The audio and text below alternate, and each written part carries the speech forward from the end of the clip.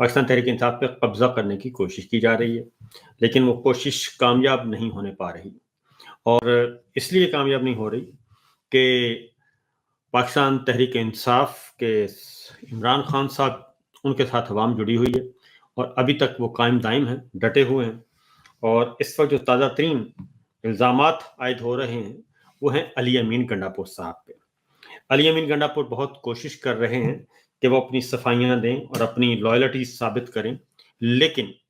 ان کی لائلٹی جو ہے وہ تسلیم کرنے کے لیے تیار نہیں ہے عمران خان صاحب کی بہن علیمہ خان،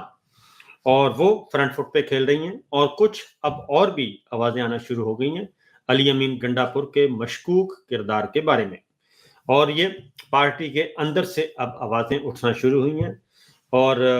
صرف ایک نہیں بلکہ کئی آوازیں آ رہی ہیں، اور گنڈاپور جو ہیں وہ اب آہستہ آہستہ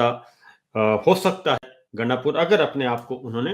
ثابت نہ کیا تو پھر ان کا مستقبل جو ہے وہ کافی تاریک نظر آ رہا ہے۔ صورتحال یہ ہے کہ آج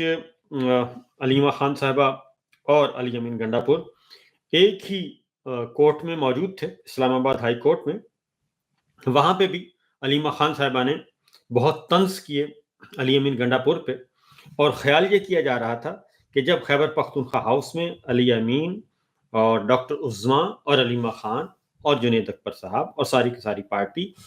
جمع ہو گئی ہے اور اکٹھے گفتگو کر لی ہے، تو اس کے بعد خیال یہ کیا جا رہا تھا کہ غلط فہمیاں دور ہو گئی، لیکن اب جو سامنے چیزیں آ رہی ہیں خاص طور پہ بجٹ کی منظوری کے بعد،